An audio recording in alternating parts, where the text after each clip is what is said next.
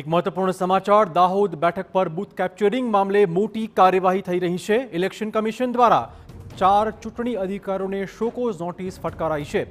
આ વાયરલ વિડીયોમાં અધિકારીઓની બેદરકારી અને નિષ્કાળજી વિશે પણ ખુલાસો માંગવામાં આવ્યો છે। વધુ વાત કરવા જોડાશે અમારા સંવાદદાતા સચિન પાટીલ। સચિન, શું વધુ અપડેટ?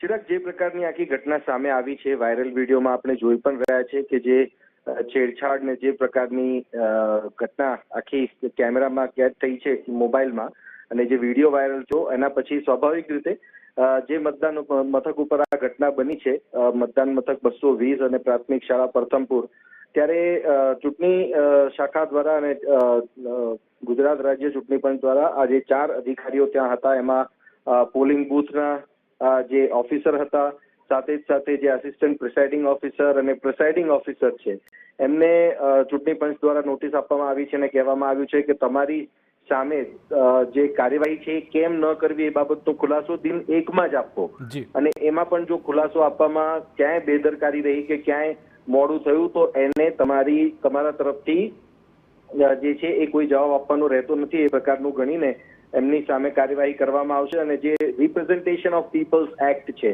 જે મતદાનનો અધિકાર લોકોનો છે, અને મતદાનનો અધિકાર લોકોનો આ પ્રકારે છીનવાય અને એમાં આ પ્રકારની છેડછાડ થાય એ જરા પણ ચલાવી લેવાય નહીં। એટલે ખૂબ ગંભીર પ્રકારની બેદરકારી અહીંયા સામે આવી છે અને એ સંદર્ભમાં એમની સામે પગલાં લેવાની તાકીદ પણ ચૂંટણી પંચ દ્વારા કરવામાં આવી। ધન્યવાદ સચિન, તમામ જાણકારી બદલ। તો આપને કીધું ઇલેક્શન કમિશને હવે ચૂંટણી અધિકારીઓ સામે પણ કાર્યવાહી કરી છે, શોકોઝ નોટિસ ફટકારી દેવાઈ છે।